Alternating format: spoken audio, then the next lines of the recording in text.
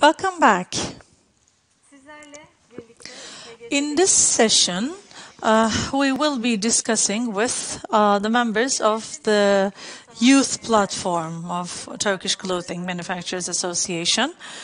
From the very first day that sustainability has been a priority for the Turkish textile industry, one of our aims was to make the young people a member of this debate.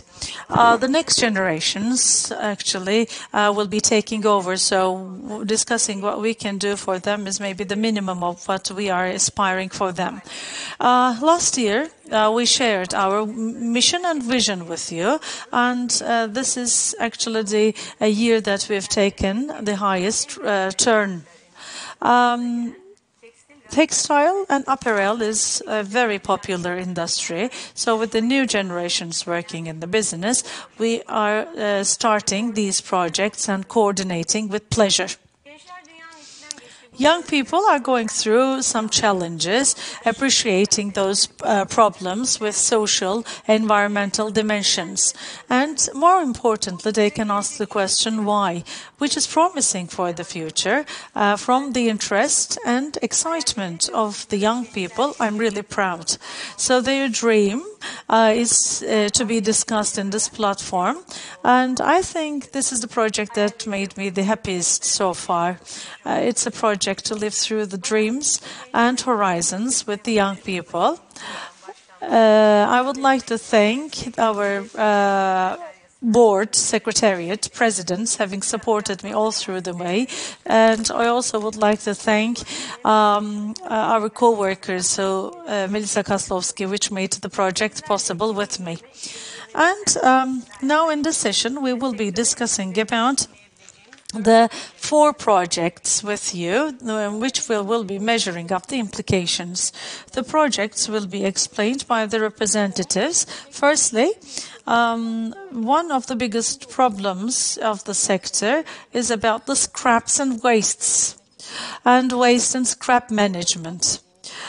Buy, use, and throw away is the linear model, and converting from the linear model, we are getting into circular business model where the wastes are reused and recycled as a result of circular parameters. And the project will probably have an economic impact. Büşra, Buğra, and Melissa, thank you very much for your contribution to the project. Büşra and Buğra now will be explaining us the project. Hello everyone, and thank you very much. Last year around this time we were talking about the virtual projects, but from since that day we've done some things which we will be explaining here. Firstly, in all the work that we are to do, we are basing ourselves on the sustainability development goals of the UN. UNDP was selected as the main project partner. With the team, at the outset, of course, we started with defining the problem, and we said the scraps and wastes that can also be welcome in the economy, but they are being kept stocked at houses and in the industry is a really big economic value. These are assets, actually. So we've seen that this is an area that is in need of evolution. Actually, this is a system problem, so there is a multi-tier and multi-problem solution that we need to provide a solution to this problem. Therefore, scoping and prioritization was done accordingly. Pre-consumer scraps and post-consumer wastes, sorting, collection, awareness raising must be a priority. As an automatic and ultimate result, we aim at increasing demand for recycled items. As a business model, more applicable, measurable, and scalable model we wanted to use. Stakeholder analysis performed. Here, circularity, scaling FEP scrap startups were just talked to. Actually, one project is the digital project. The second one is label literacy and textile circularity, and raising awareness in these two topics to yield some users who are literate for the sector. The aim of the project is to provide collaboration with the small-scale manufacturers and to bring them together with bigger producers where the scraps and wastes will find their demander. So UNDP is the main project partner. Female women's cooperatives and social entrepreneurs are just being worked with. There are some good examples, Queen Overall, for instance, in the United States. And in Turkey, there are some single individual sellers, and there are some close groups within brands that they're doing with their own stakeholders. But working with an NGO mentality, non-profit, and I mean, for bringing everyone together, this may be the very first example. At this very point, we are about to complete the digital infrastructure. This month, we are to complete the pilot work with the volunteers, and then we will continue. And Buğra, as a second pillar, we will also consider the post-consumer wastes, and the organizations we are going to work is the private schools, their sister schools, and vocational high schools. Actually, Generation Z, who is to become the next generation industrial designers, must also be made sure that they contribute to this circular economy. As the Manufacturers Association, we want to transfer know-how to the next generations for a climate positive way, in a sustainable way. So we will be preparing some educational modules that will be also used at the schools where the academicians, international brand representatives will be meeting. And later on, young students will be asked to bring the waste garments to school, to sort them according to colors, according to fiber content. And as we sort these garments, there would be probably those who cannot be recycled. We will share these with the vocational high schools to be used for further raw material. But if properly sorted, they will be taken from the schools by the yarn companies and will be used for recycling. Revenues and gains out of this practice will be used to meet the needs of these private schools and their sister schools. So this is going to be somehow like a social entrepreneurship. Thanks to this project, young people at these schools will be attracted to a circular economy. Next to it, they will also contribute to the AIDS as a part of the social entrepreneurship project. Maybe more than ever, our younger people will become acquainted with the problems of the industry, and probably it's going to be a potential contribution to the industry with this experience, multi-tiered, multi-stakeholder, wonderful project. Thank you very much. For the sake of time, I will turn to the second project. As you know, nothing measured can be improved. So in your second project, we will be concentrating on apparel, and it's going to be something like a guideline where all the companies can follow their position. They will be following their own performances, and they will be able to improve their performances. Actually, this is a very detailed work, and Melisa, Ayşegül, and Çağıl, we are thankful to you for this work. Ayşegül? Thank you very much. I know this is the last session and we want to keep things fast, but when we get together for the first time as the young team, we realized that, especially in Turkey, in this industry, we're lacking a Turkish language guideline. So this was really the gap we had. So we said sustainability is a journey, and the companies who are willing to set off this journey are in need of a guideline, like a guide. This is, the international standards like the Higg Index, which is internationally acceptable. When doing that, we need something to be peculiar to our industry and our country. So we also created a unique system or a method for our country. So timeless, user-friendly guide that all the users will be able to measure themselves within, and it will improve themselves and maybe control themselves within these improvements in a transparent way, is the principle that we wanted to seek in preparing the guide.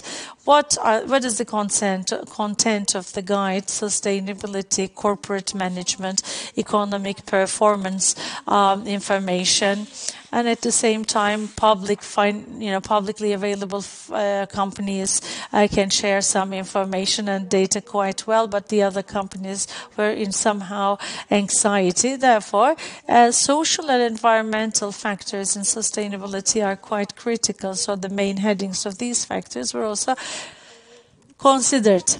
Doing that, we realized that in a way that we need a glossary. So the terminology used in sustainability was searched, and we added in a glossary.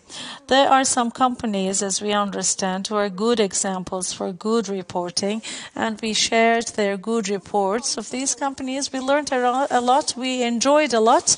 Hopefully in January 2022, phase 1 will be announced over our website. Hopefully it's going to be a fun and informative guide for you. Phase 2 will be about the digital platform and how the digital users will be making use of the guide.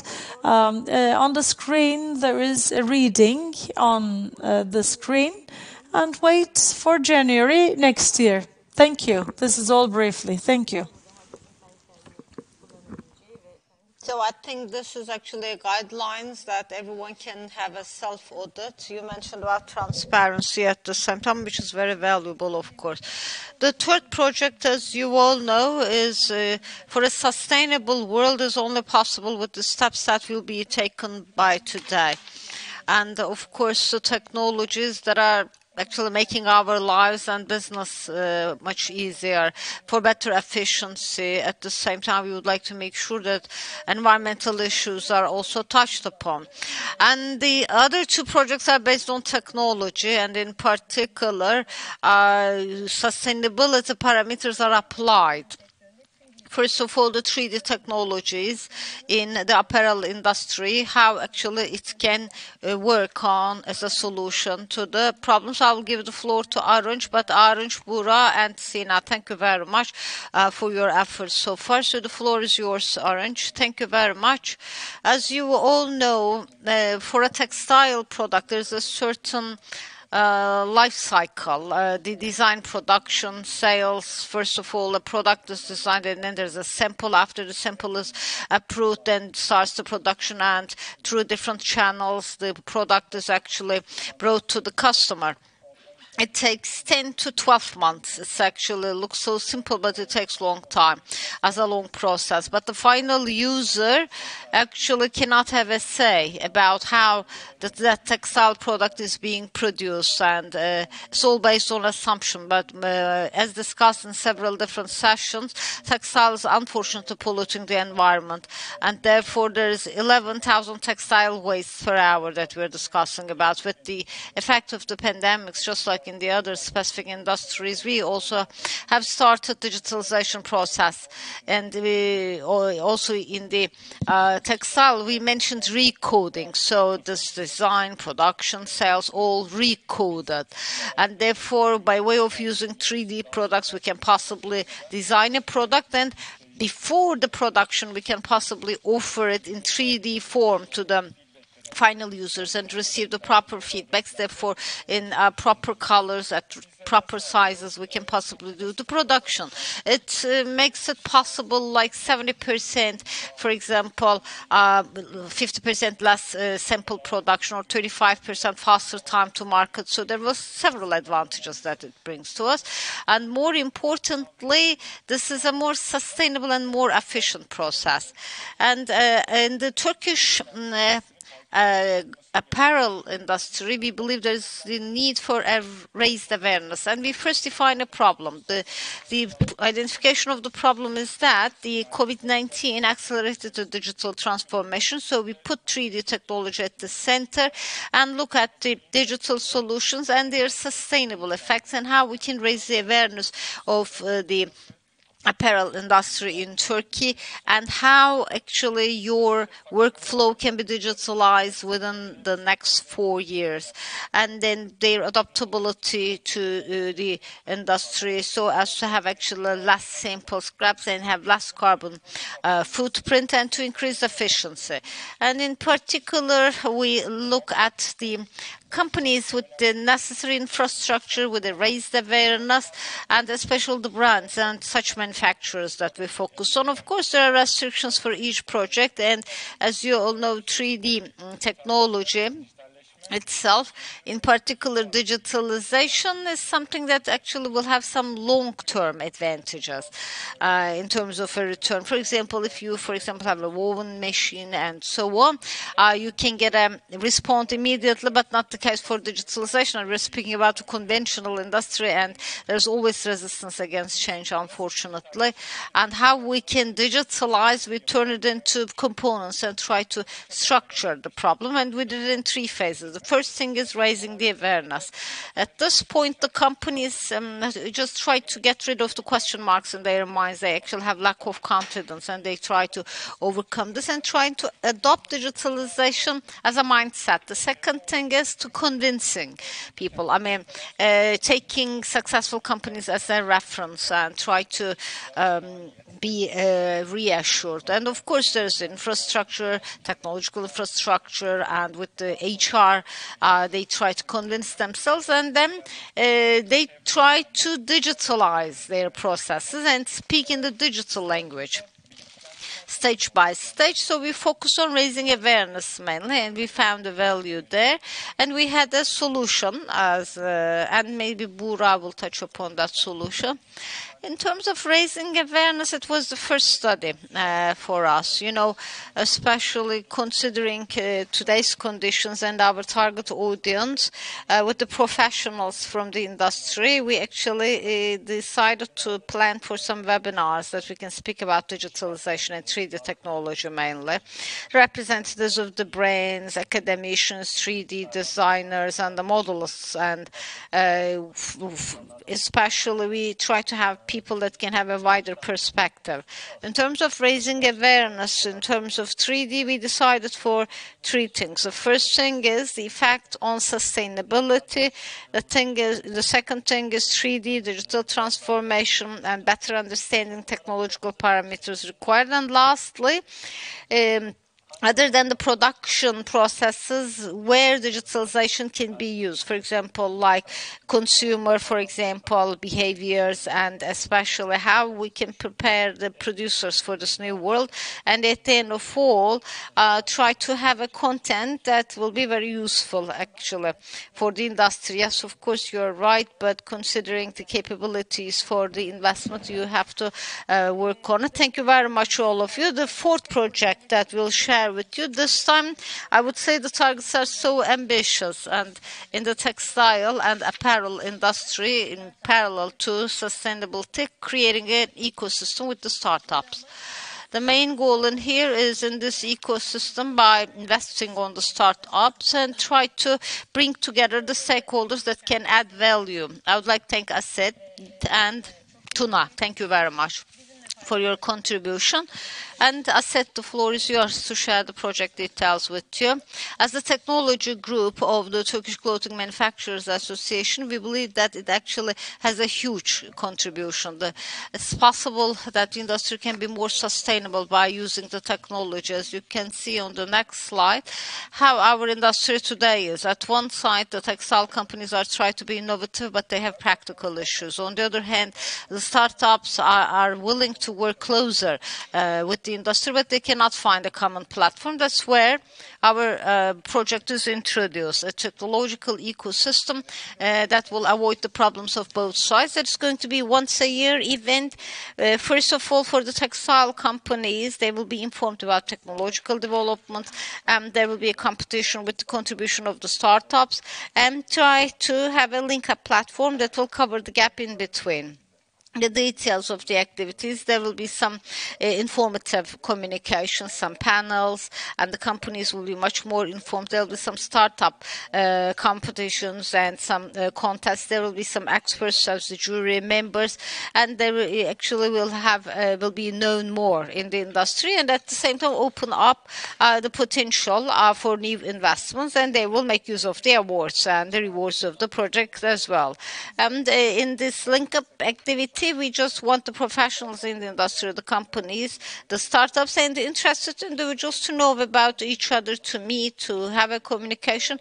As hopefully, it will end up with some good partnership. If you want for more detailed information, I will leave the floor to my colleague Tuna now. Thank you. Hello, everyone. For 2021-2022, 5 main themes that we have identified. One is sustainable technology. As you all know, sustainability turned into a worldwide term, and it is the case for all industries, and textile is an important part of it. As an example, I would say, for example, clean energy resources like solar, like wind. And the other thing is just using innovative, for example, materials. There are several studies in the companies. The second thing is the production automation, especially so as to use much better, for better use of the resources, like automatic and semi-automatic production processes. It's an important topic that will reinforce the Turkish textile industry. The third thing is on 3D technology. In particular, the more digitalization that there is a sustainable option, especially to the final user, to be much more efficient for the final user we are using it. As you all know, in the near future, it's actually newly introduced, but it will further develop. The other thing is blockchain and cybersecurity. This is digitalization, and security is so important to ensure for security. And with more use of, again, blockchain, there's a need for more security. Therefore, the projects must be innovative, and there must be integrative systems for all. And again, renewable technology and raw materials. As you all know, it is a combination of all. Innovative raw materials is important, especially for sustainability purposes, and it actually will focus on leading projects in the industry. For the first time, we'll be having this event, and we'll be focusing on the startups and try to build an ecosystem, and at the same time, in general, improve the industry. Thank you very much, Tuna, for this talk. So thank you all for your contribution to the process. As I told you, sustainability is one of the main focus areas of the Turkish Clothing Manufacturers Association, and of course our young colleagues contribute more, and hopefully next year when we come together again, we will have the chance to talk about the progress of these projects and how they contributed to the industry in general. Thank you all.